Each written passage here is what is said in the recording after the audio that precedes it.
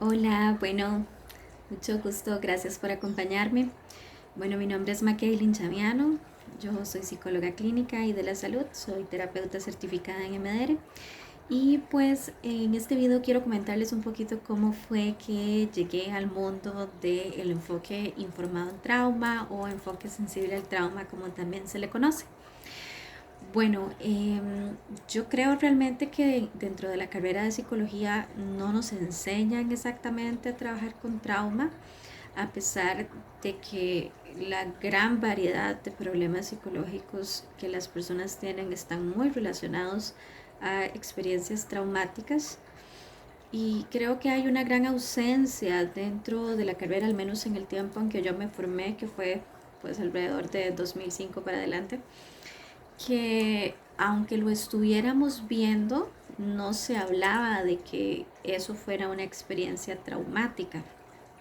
Recuerdo cursos en los que trabajábamos sobre violencia doméstica, que trabajábamos abuso sexual infantil, eh, que nos fuimos informando y educando con respecto a los trastornos del desarrollo, la parte genética, la parte biológica, la parte psicosocial, que tal vez en aquel momento tampoco se le llamaba así, ¿verdad?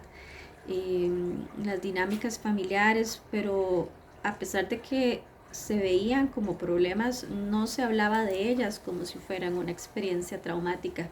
Y creo que eso tiene que ver e incide mucho en cómo las personas todavía siguen pensando su propia problemática y no la ven necesariamente como que sea algo traumático, sino como algo malo que sucedió o incluso llegan a normalizarlo, naturalizarlo, minimizarlo de tal manera que les es difícil entender o aceptar incluso que eso es una experiencia traumática.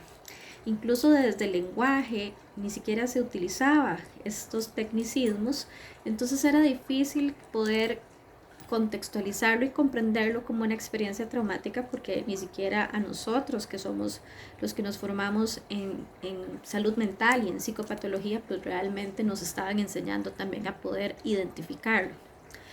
Entonces, pues bueno, yo trabajé en diferentes cosas, en educación, en psicología comunitaria, en proyectos muy relacionados tal vez al liderazgo en aquel momento, liderazgo, pobreza, equidad de género.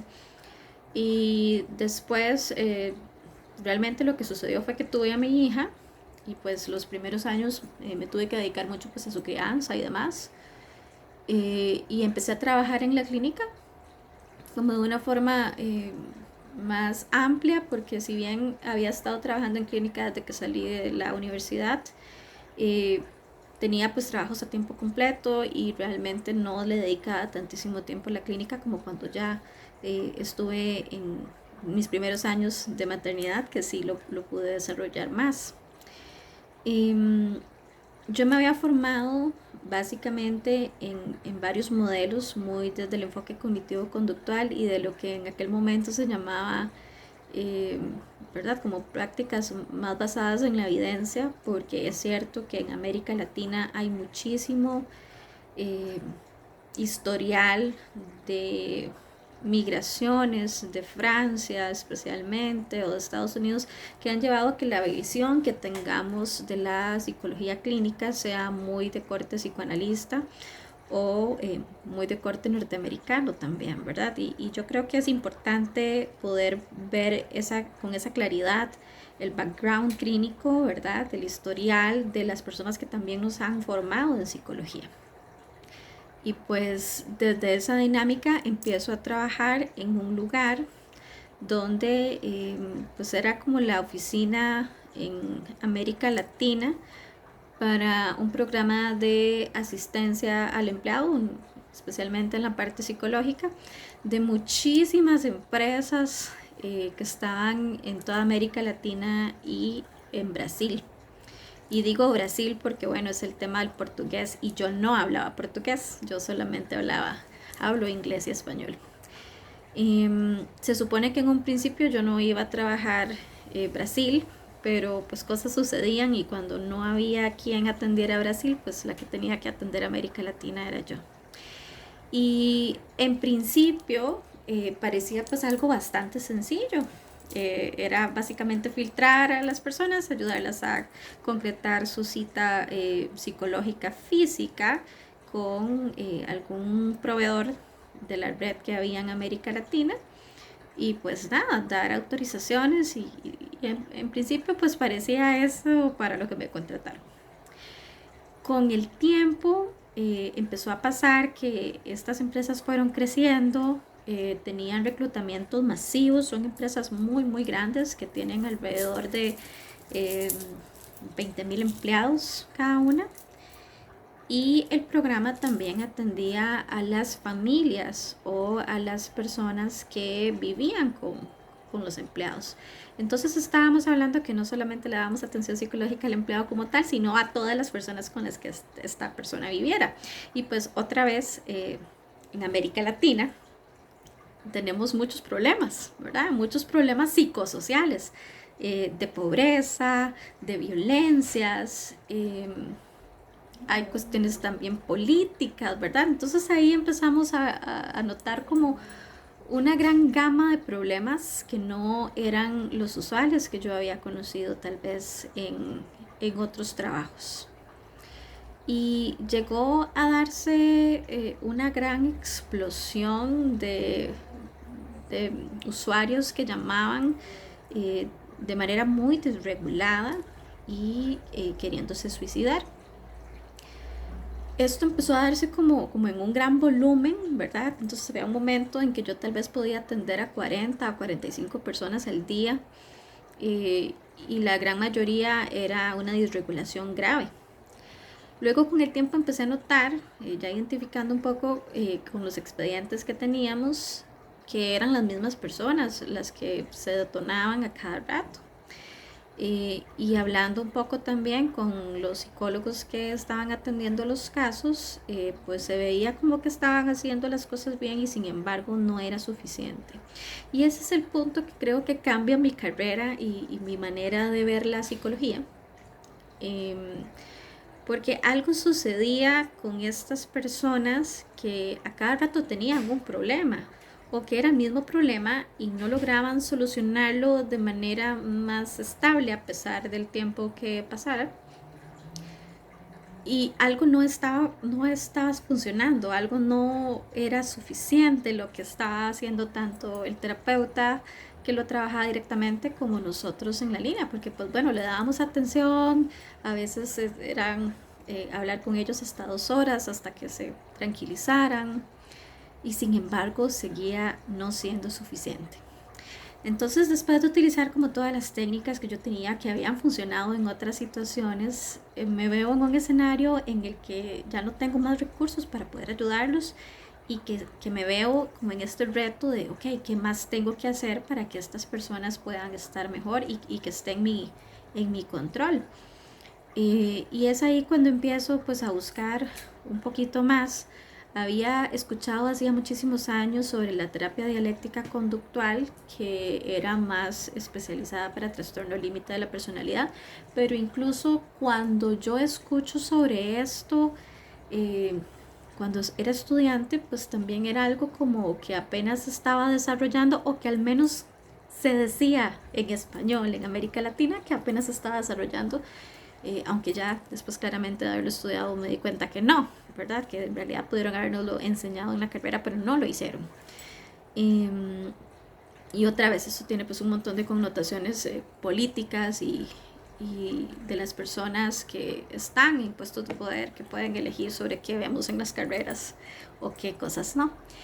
Y empiezo pues a leer un poco sobre esto, termino capacitándome con la Universidad de Chicago al respecto, por allá de 2018, 2017, 2018, porque era como un problema de todos los días, ¿verdad? Eran muchísimas personas con ideación suicida, con problemas de drogas, con un montón de diversas violencias y además con trabajos que si bien no eran malos, porque no eran salarios mínimos, había un montón de factores asociados a deudas a malas decisiones, a relaciones interpersonales sumamente violentas e inestables que seguían estando ahí de fondo.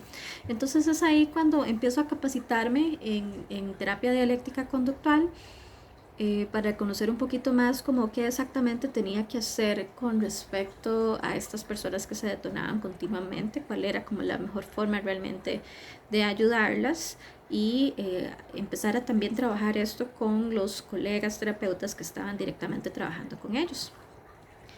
Eh, Llega un momento en que definitivamente esta situación me sobrepasa y que incluso la terapia dialéctica conductual no fue lo suficiente para algunos casos. Eh, Desde secuestros en Colombia hasta granadas en Argentina, hasta situaciones de violencia doméstica en Brasil, que estaban relacionadas también eh, a otras culturas, ¿verdad? Incluso a otras leyes que yo pues realmente no estaba como demasiado enterada. Recuerdo especialmente lo difícil que era a veces y lo poco ético que era que esta empresa lo hiciera, pero que yo tuviera que atender llamadas de Brasil cuando yo no hablaba portugués era sumamente complicado, ¿verdad? Me hacía sentir muy mal el tener que intentar hablar español o inglés con una persona que estaba también tratando de hablarme en español o en inglés porque definitivamente yo no hablaba portugués. Eh, entonces habían como muchos factores que hacían que las cosas fueran realmente complicadas, además del volumen de personas con las que estaba trabajando. Esta frustración y esta curiosidad de saber qué es lo que está sucediendo, qué más puedo hacer, porque estoy haciendo todo esto que he aprendido a lo largo de más de 10 años y no es suficiente.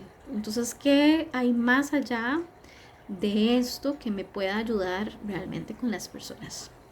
Y es ahí donde a través de un diplomado en trata de personas que estaba llevando en la Universidad Autónoma de México, empiezo a leer sobre una especialidad que se llama victimología. Y nos enseñan, este diplomado especialmente trabaja mucho el tema de tortura, porque es lo que es la trata de personas, ¿verdad? Es la esclavitud moderna, y nos enseñaba cómo en diferentes países había una línea de tránsito de trata de personas en África, en Europa, en Asia, en América Latina, y nos presentaban como diferentes programas internacionales que habían tenido éxito con respecto al tratamiento de las víctimas de trata. Ahí es que voy entendiendo un poquito más como la gravedad de estas experiencias, pero al mismo tiempo me doy cuenta que no se necesita que a uno lo secuestren y lo vendan y lo exploten sexualmente y lo torturen para poder sentirse así de mal.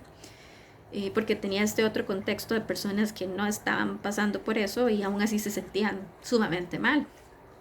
Y que pareciera que no es equiparable, pero sensorialmente, es decir, no se puede minimizar la sensación, el sentir de una u otra persona, aunque los hechos hayan sido más graves, porque tiene que ver como con la percepción que la persona tuvo de esa gravedad, ¿verdad? Y el poder tener también sensibilidad a que no te tienen que pasar las peores cosas del mundo como para que realmente necesites un tratamiento. Entonces era esta dualidad entre lo peor y lo no tan malo, pero que igual era problemático. Y es ahí cuando empiezo a leer un poco sobre brain spotting y sobre MDR, y termino decidiendo estudiar MDR por un tema de facilidad, porque en Costa Rica pues en realidad era más fácil recibir una capacitación que en aquellos entonces antes de la pandemia todo era físico, que tener que ir por ejemplo a México o a Ecuador, que era donde pues podía realmente capacitarme en brain spotting, o en Estados Unidos eventualmente. Entonces, pues empiezo a leer muchísimo sobre esto, eh, pues como para entender un poquito más. Había llevado hacía años un curso sobre MDR, pero realmente no recordaba por alguna razón que habíamos visto. Creo que no había sido como un excelente curso, De hecho, me di cuenta muchísimos años después que en mi currículum había un curso sobre eso y yo ni siquiera me acordaba porque realmente no fue como una capacitación que me haya dejado algún impacto, ¿verdad? Entonces volverme a encontrar con MDR era como, bueno, vamos a ver esto porque la vez anterior no parecía como, ¿verdad? Una buena opción o que estuviera como, que tuviera algo diferente. Me pareció en realidad como un método un poco extraño. Intenté ir a terapia con MDR y por otras circunstancias no me gustó.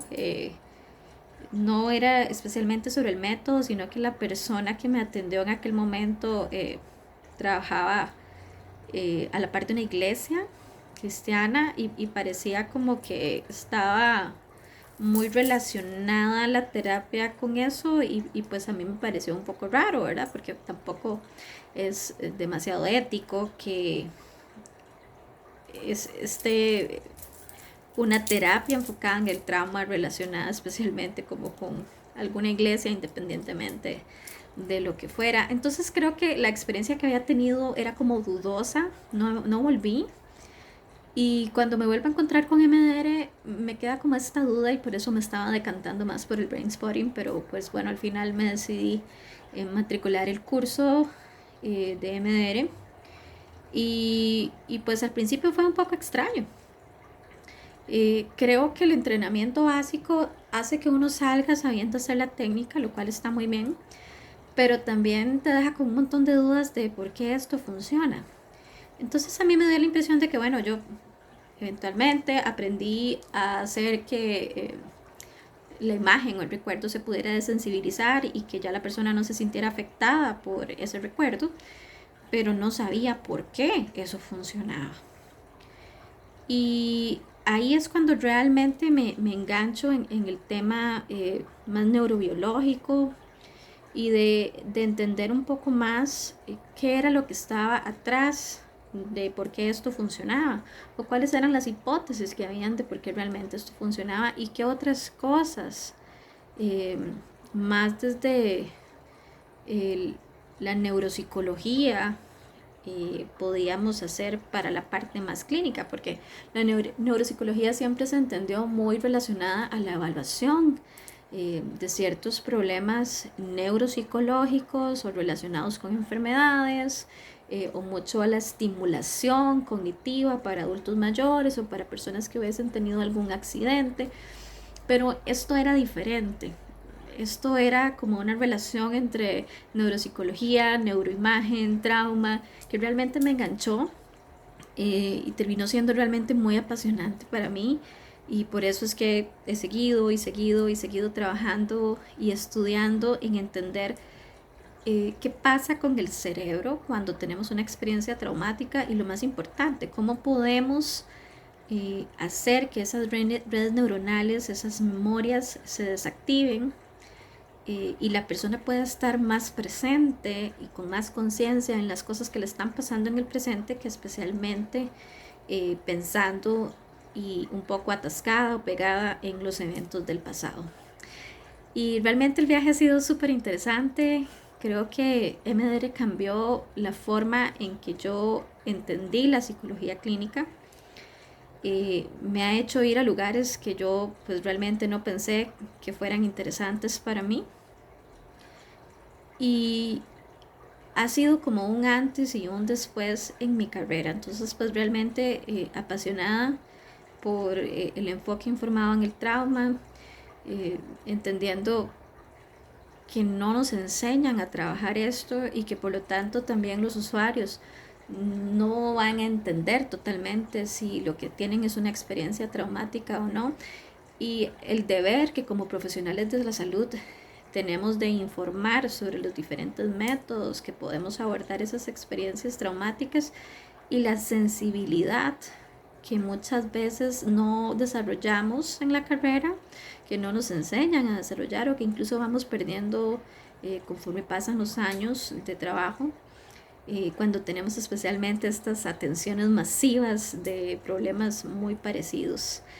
Entonces, pues realmente quien me llevó al enfoque informado en el trauma fue esta experiencia de tener muchos consultantes con ideación suicida y con desregulación grave y problemas eh, duales de patologías mentales con adicción. El entrar a DBT y ver que definitivamente la terapia dialéctica conductual era buena, pero no era suficiente, y el diplomado en trata de personas, que me hace realmente llegar a trauma. Y pues estoy muy feliz de poder compartir esta experiencia con ustedes y de abrirme un poquito para que puedan entender también la pasión con la que hago esto. Y pues bueno, nos vemos entonces en otro video. Gracias.